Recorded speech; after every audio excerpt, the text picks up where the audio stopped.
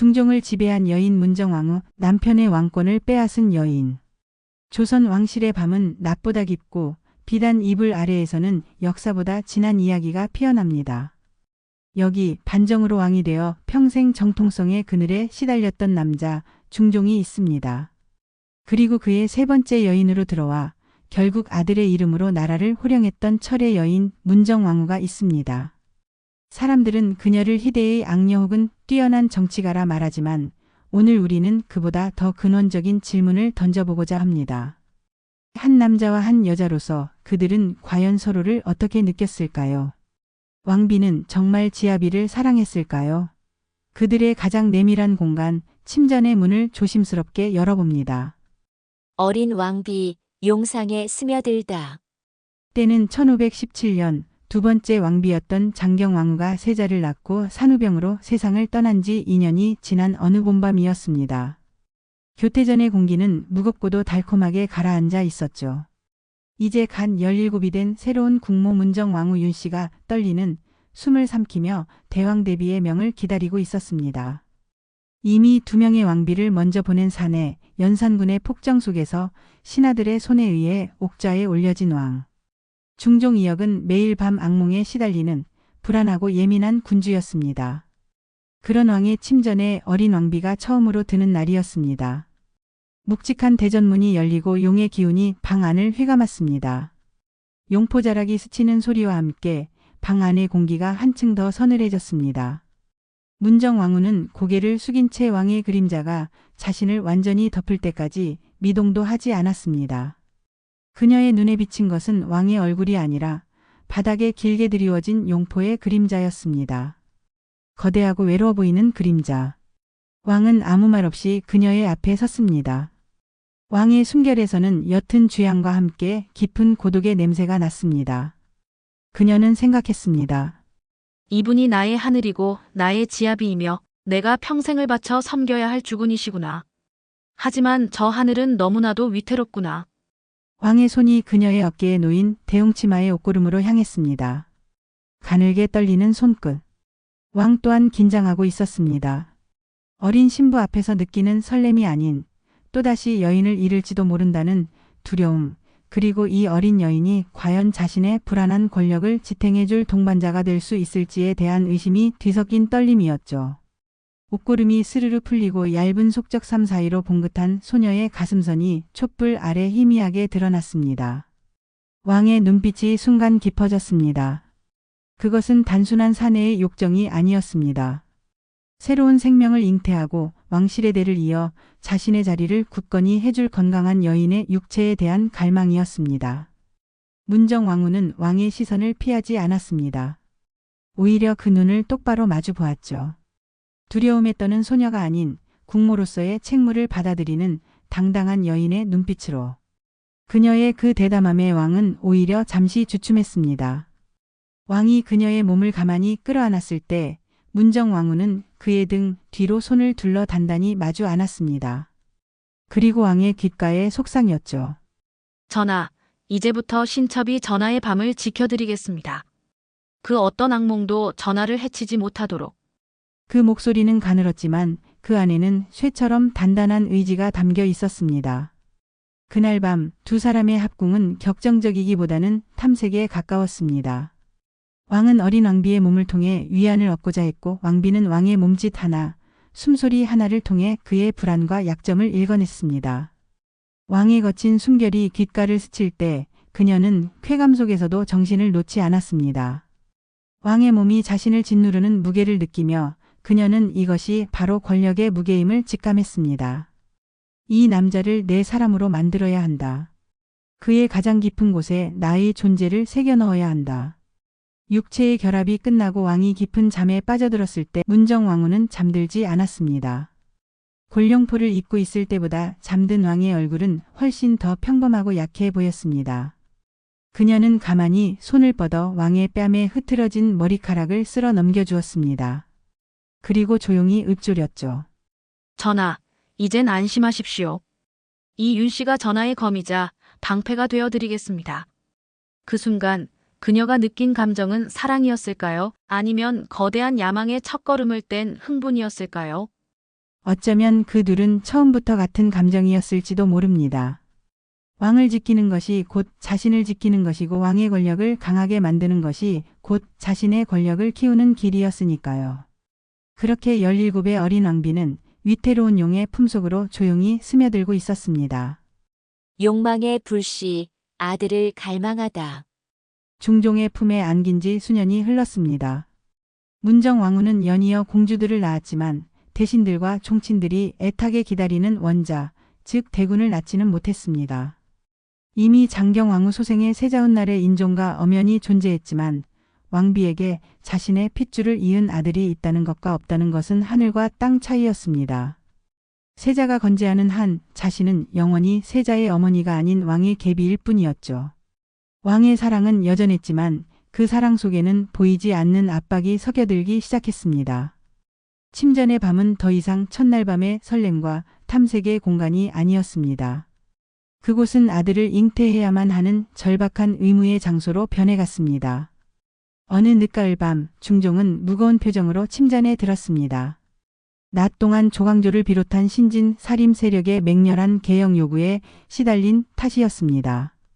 왕의 얼굴엔 피로와 짜증이 역력했죠. 문정 왕후는 말없이 왕의 용포를 벗기고 따뜻한 차를 올렸습니다. 그녀의 손길은 그 어느 때보다 부드럽고 섬세했습니다. 전하, 옥체가 상하실까 염려되옵니다. 그녀의 나직한 목소리에 중종은 긴 한숨을 내쉬었습니다. 중전, 과인이 정말 이 나라의 왕이 맞는 것이오. 저들은 과인을 왕으로 섬기는 것인지 자신들의 이상을 실현할 도구로 여기는 것인지 모르겠소. 중종의 하소연에 문정 왕후는 그의 곁으로 다가가 지친 어깨를 부드럽게 주물렀습니다. 그녀의 손길에는 연민과 함께 치밀한 계산이 담겨 있었습니다. 전하, 용의 곁에는 용을 따르는 봉황이 있어야 하는 법. 어찌하여 참새 때의 지적임에 심란해하십니까? 전하의 핏줄, 또 다른 작은 용이 있다면 그 어떤 세력도 감히 전하를 흔들지 못할 것입니다. 그녀의 말은 교묘하게 왕의 불안감을 파고들었습니다. 세자 하나로는 부족하다. 당신의 힘을 지지해줄 또 다른 아들이 필요하다. 그 말에 중종의 눈빛이 흔들렸습니다. 그는 문정 왕후의 손을 잡아 끌어 자신의 품에 안았습니다. 그날의 합궁은 이전과는 완전히 달랐습니다. 문정 왕후는 더 이상 수동적으로 왕을 받아들이지 않았습니다. 그녀는 오히려 적극적으로 왕을 유혹하고 그의 욕망을 일깨웠습니다. 그녀의 비단 속살이 왕의 몸을 휘감았을 때 그것은 단순한 애무가 아니라 아들을 점지해달라는 간절한 주술과도 같았습니다. 왕의 입술을 막고 그의 귓가에 뜨거운 숨결을 불어넣으며 속삭였습니다. 전하, 신첩의 몸에 전하의 씨앗을 이 나라의 기둥이 될 왕자님을 내려주시옵소서. 그녀의 목소리는 쾌감에 젖어 있으면서도 서늘한 목표의식을 잃지 않았습니다. 중종은 그녀의 노골적인 갈망에 압도당했습니다. 이것은 사랑의 행위인가 아니면 후사를 얻기 위한 처절한 전쟁인가. 그는 혼란스러웠지만 이내 그녀가 이끄는 쾌락의 심연으로 기꺼이 빠져들었습니다.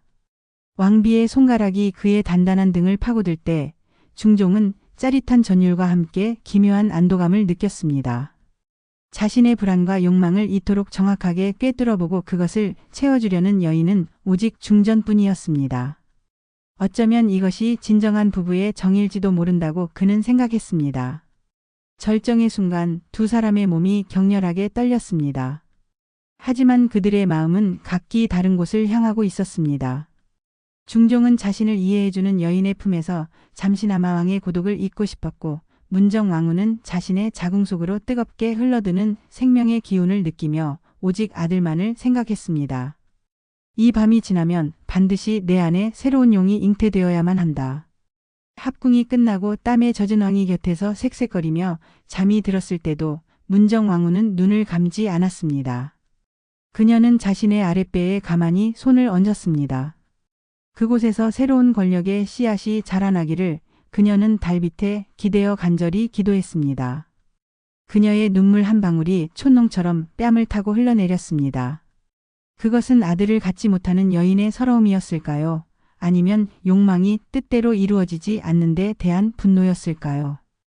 분명한 것은 이 밤을 기점으로 그녀의 사랑은 더 이상 순수할 수 없게 되었다는 사실입니다. 사랑은 이제 목표를 이루기 위한 가장 효과적인 수단이 되어버린 것이죠. 경원대군의 탄생, 권력의 맛을 알다. 간절한 기도는 마침내 하늘에 닿았습니다. 1534년 문정왕후는 그토록 바라던 아들 경원대군 훗날의 명종을 낳았습니다. 왕비의 나이 34, 왕이 된 지 거의 30년 만에 얻은 귀한 아들이었습니다. 경원대군의 우렁찬 울음소리가 온 궁궐에 울려 퍼지던 날, 중종은 버선발로 산실로 달려와 아들을 품에 안고 감격의 눈물을 흘렸습니다.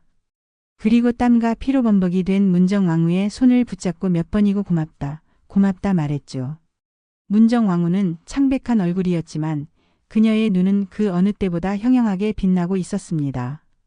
지아비의 기뻐하는 얼굴, 그리고 제 품에 안겨 새근새근 잠든 어린 아들.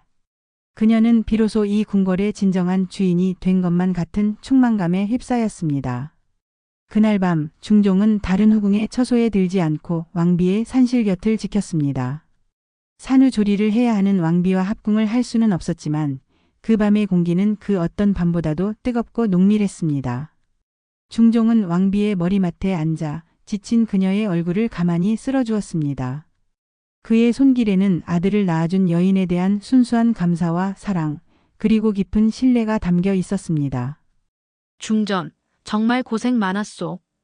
과인에게 이리 큰 기쁨을 주다니 평생 이 은혜를 잊지 않겠소. 문정왕후는 희미하게 미소 지으며 대답했습니다. 전하의 용안에 기쁨이 가득하시니 신첩의 고통은 이미 눈 녹듯 사라졌나이다. 이제 우리 경원대군이 든든히 세자저하를 보필하며 전하의 성덕을 이을 것입니다. 그 말은 표면적으로는 세자를 위하는 말이었지만 그 안에는 내 아들 또한 왕의 자식이라는 분명한 선언이 담겨 있었습니다. 중종은 그 미묘한 뉘앙스를 눈치채지 못한 채 그저 왕비의 현숙함에 감탄할 뿐이었습니다. 그는 몸을 숙여 왕비의 이마에 입을 맞추었습니다. 뜨거운 열기가 남아있는 이마에 닿는 왕의 입술은 그 어떤 육체적 결합보다도 강렬한 유대감을 느끼게 했습니다. 그것은 단순한 부부의 정을 넘어 왕국의 미래를 함께 책임질 정치적 동반자로서의 맹세와도 같았습니다. 왕의 입술이 이마를 지나 헬쑥한 뺨으로 그리고 마른 입술로 내려왔습니다. 거칠어진 왕비의 입술을 부드럽게 머금는 왕의 입맞춤은 격정적이지 않았지만 그 안에는 깊은 존중과 소유욕이 동시에 담겨 있었습니다. 어서 몸을 추스르시오, 중전. 그대의 건강한 몸이 있어야 우리 경원대군도 건강하게 자랄 것이오. 그리고 과인도 그대를 다시 안을 날을 손꼽아 기다릴 것이오. 왕의 속삭임은 문정왕후의 가슴에 불을 지폈습니다. 그래, 이것이다. 그녀는 깨달았습니다. 아들은 단순한 혈육이 아니었습니다. 그것은 왕의 마음을 온전히 사로잡고 누구도 넘볼 수 없는 권력을 쥐게 해줄 가장 강력한 무기였습니다. 왕의 사랑을 담보로 아들의 미래를 보장받는 것. 그녀는 이제 더 이상 왕의 사랑에 목매는 여인이 아니었습니다. 왕의 사랑을 이용해 자신의 욕망을 실현하는 방법을 깨달은 것이죠. 왕이 잠든 것을 확인한 후 문정왕후는 조용히 곁에 누워있는 아들을 내려다보았습니다. 작고 연약한 생명, 하지만 이 아이의 존재가 자신의 운명을 그리고 이 나라의 운명을 어떻게 바꾸어 놓을지 생각하자 온몸에 짜릿한 전율이 흘렀습니다. 그녀는 아들의 뺨에 살짝 입을 맞추었습니다. 아가, 나의 아가. 어미가 너를 반드시 이 나라의 주인으로 만들어줄 것이다. 그 순간 그녀의 눈빛은 자애로운 어머니의 그것이 아니었습니다. 거대한 야망을 품은 정치가의 눈빛이었습니다. 남편의 사랑을 확인하고 아들이라는 권력의 실체를 손에 쥔 이 밤, 문정왕후는 비로소 사랑이라는 감정의 허상을 보았습니다. 사랑은 지키는 것이 아니라 이용하는 것이며 결국엔 쟁취하는 것임을. 이제 그녀의 침전은 더 이상 사랑을 나누는 공간이 아니라 권력을 생산하고 단련하는 공장이 될 것이었습니다. 용의 그림자, 왕을 뒤에서 그리다. 경원대군을 낳은 후 문정왕후의 위상은 하루가 다르게 높아졌습니다. 중종의 총에는 하늘을 찔렀고 왕비의 말 한마디는 곧 왕의 뜻처럼 여겨졌습니다. 그녀는 더 이상 침전에서 왕을 기다리는 수동적인 존재가 아니었습니다. 오히려 왕이 국사를 논하기 위해 왕비의 처소를 찾는 날이 잦아졌죠. 그녀는 자신의 동생인 윤원영과 윤원로를 조정에 깊숙이 심어두고 그들을 통해 바깥의 정보를 얻고 자신의 의지를 관철시켰습니다. 침전은 이제 그녀의 비밀 집무실이나 다름없었습니다. 어느 여름밤 후덥지근한 공기 속에서 중종과 문정왕후는 얇은 잠옷 차림으로 마주 앉아 바둑을 두고 있었습니다. 바둑판 위에서 흑돌과 백돌이 어지럽게 싸우는 모습이 마치 조정을 그대로 옮겨놓은 듯 했습니다. 중종이 곤란한 표정으로 헛기침을 하자 문정왕후가 미소를 지으며 흑돌 하나를 톡 하고 내려놓았습니다. 그 수로 인해 백돌 대마가 순식간에 갇히는 신세가 되었죠. 전하, 너무 큰 것을 탐하시다 작은 것을 잃으시면 아니 되옵니다. 때로는 한 걸음 물러나 길을 보는 지혜가 필요하지요.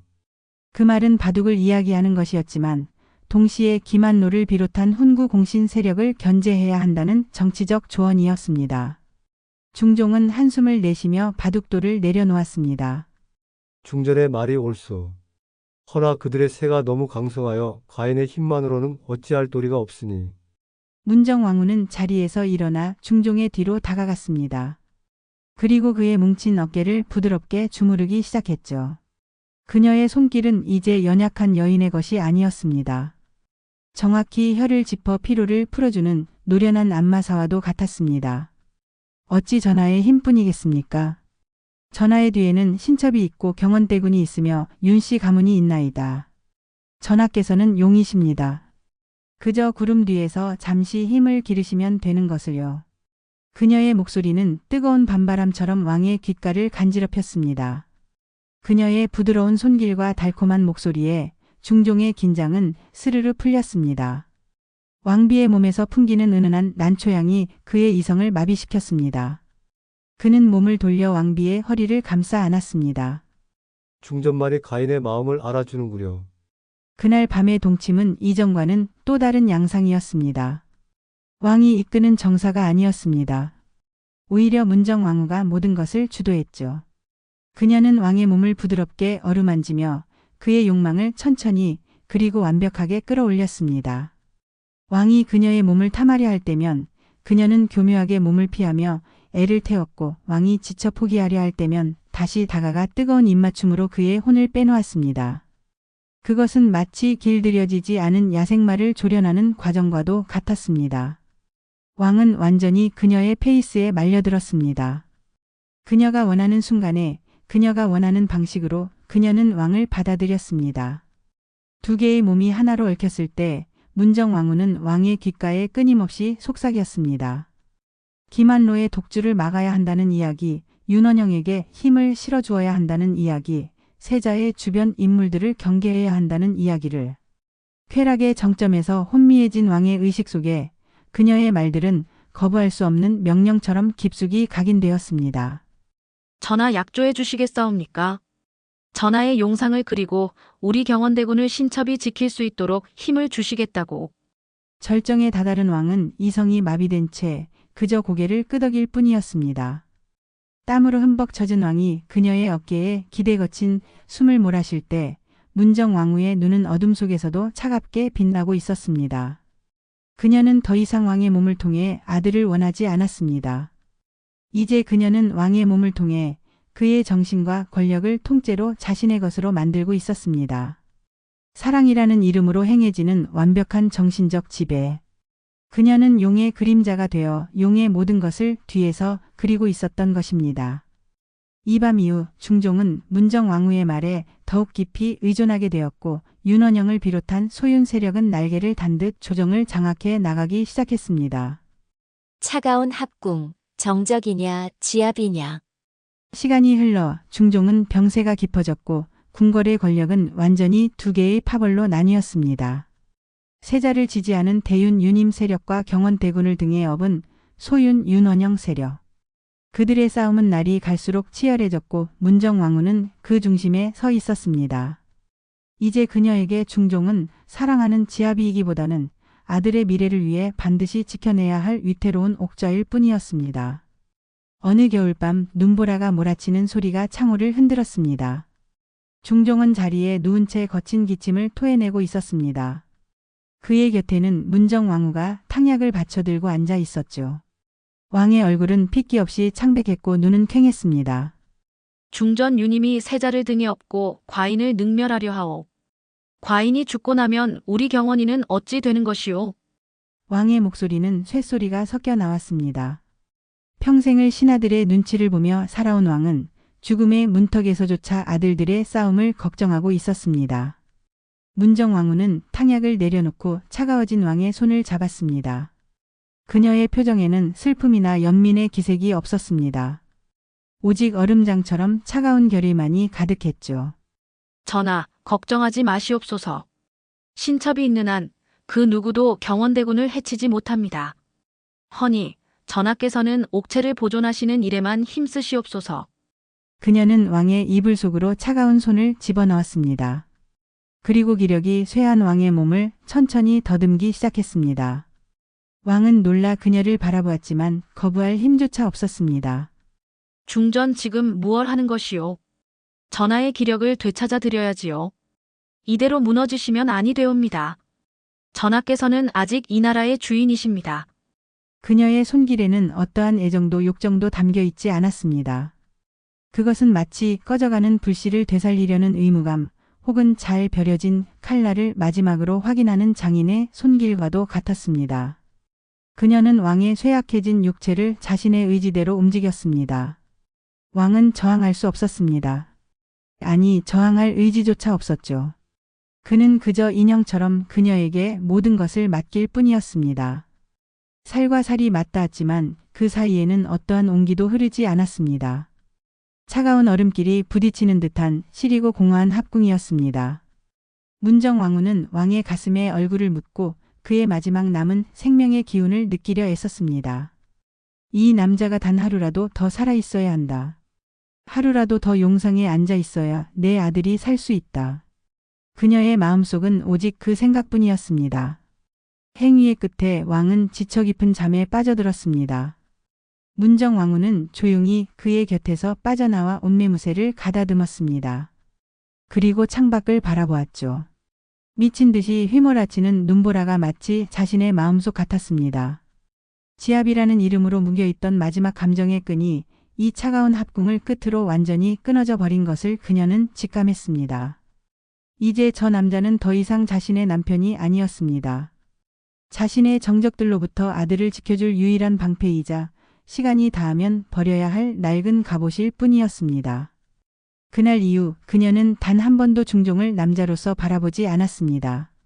마지막 밤, 사랑이었나, 연극이었나. 1544년 11월 중종의 병세는 돌이킬 수 없을 정도로 악화되었습니다. 창덕궁의 침전에는 무거운 침묵이 감돌았고 왕의 가느다란 숨소리만이 간신히 들려왔습니다. 그의 마지막 밤 곁을 지킨 것은 오직 문정왕후 한 사람이었습니다. 그녀는 화려한 당의도 무거운 가채도 벗어던진 채 소박한 흰 소복 차림으로 왕의 곁에 앉아 있었습니다. 지난 수십 년의 세월이 스쳐 지나갔습니다. 17에 처음 이 남자의 품에 안기던 날, 아들을 낳지 못해 애태우던 밤들, 마침내 경원대군을 낳고 기쁨의 눈물을 흘리던 순간, 그리고 권력의 칼날 위에서 서로를 이용하고 할퀴었던 수많은 밤까지. 중종이 희미하게 눈을 떴습니다. 초점 없는 눈동자가 한참을 헤맨 끝에 가까스로 문정왕후의 얼굴을 찾아냈습니다. 그는 마지막 힘을 다해 손을 뻗었고 문정왕후는 그 손을 말없이 잡아주었습니다. 왕의 입술이 몇 번 달싹였습니다. 중전, 예, 전하 신첩 여기 있사옵니다. 부디세자와 경원이를 사이좋게. 그 말이 채 끝나기도 전에 왕의 눈에서 눈물 한 방울이 툭 떨어져 내렸습니다. 평생을 왕으로 살았지만 마지막 순간에는 그저 두 아들의 앞날을 걱정하는 평범한 아버지일 뿐이었습니다. 그 눈물을 보는 순간 단단한 얼음 같던 문정왕후의 표정에 처음으로 균열이 생겼습니다. 그녀의 눈시울이 붉어졌고 이내 굵은 눈물방울이 쉴 새 없이 흘러내리기 시작했습니다. 그녀는 왕의 손을 자신의 뺨에 가져다 대고 흐느꼈습니다. 전하 어찌 신첩을 두고 가시려나이까 전하. 그녀의 울음소리는 애절했고 그 슬픔은 너무나도 진짜처럼 보였습니다. 그 자리에 있던 그 누구도 그녀의 슬픔을 의심하지 않았을 것입니다. 평생을 함께한 지아비를 잃는 여인의 비통함 그 자체였으니까요. 왕의 손이 힘없이 툭 떨어졌습니다. 조선의 11대 왕 중종이 승하하는 순간이었습니다. 문정왕후는 왕의 가슴에 엎드려 한참을 통곡했습니다. 그 모습은 분명 남편을 잃은 아내의 모습이었습니다. 하지만 그녀의 통곡이 잦아들고 고개를 들었을 때 그녀의 눈빛은 더 이상 슬픔에 젖어 있지 않았습니다. 눈물로 젖은 얼굴 위로 차갑고도 결연한 빛이 떠올랐습니다. 이제 연극은 끝났다. 남편의 시대가 가고 아들의 시대가 온다. 아니, 나의 시대가 온다. 그녀는 왕의 시신을 마지막으로 한번 내려다보았습니다. 그리고 조용히 읊조렸죠. 전하, 편히 잠드소서. 이제부터는 신첩이 모든 것을 알아서 할 것입니다. 그 목소리에는 사랑도 슬픔도 미움도 아닌 오직 절대 권력을 손에 쥔 자의 고요한 자신감만이 담겨 있었습니다. 과연 그녀의 마지막 눈물은 진심이었을까요? 수십 년을 함께한 지아비에 대한 마지막 예의였을까요? 아니면 새로운 시대를 열기 위한 화려한 연극의 마지막 막이었을까요? 어쩌면 그녀 자신조차 그 눈물의 진짜 의미를 몰랐을지도 모릅니다. 사랑과 야망, 그 경계에서 평생을 살아온 여인. 문정왕후의 진짜 이야기는 어쩌면 남편인 중종이 눈을 감은 그 순간부터 비로소 시작된 것인지도 모르겠습니다. 문정왕후는 정말 중종을 사랑했을까요? 오늘 우리는 그들의 가장 은밀한 침실을 엿보며 그 답을 찾아보려 했습니다. 어쩌면 그녀에게 사랑이란 권력을 쟁취하기 위한 가장 달콤한 수단이었을지도 모릅니다. 혹은 위태로운 왕을 지키고 자신의 아들을 보위에 올리는 것만이 그녀가 할 수 있었던 가장 치열한 사랑의 방식이었을지도 모르죠. 여러분의 생각은 어떠신가요? 댓글을 통해 여러분의 의견을 자유롭게 남겨주세요. 오늘의 이야기가 흥미로우셨다면 구독과 좋아요, 알림 설정 부탁드립니다. 더 흥미롭고 비밀스러운 역사 이야기로 다시 찾아뵙겠습니다. 감사합니다.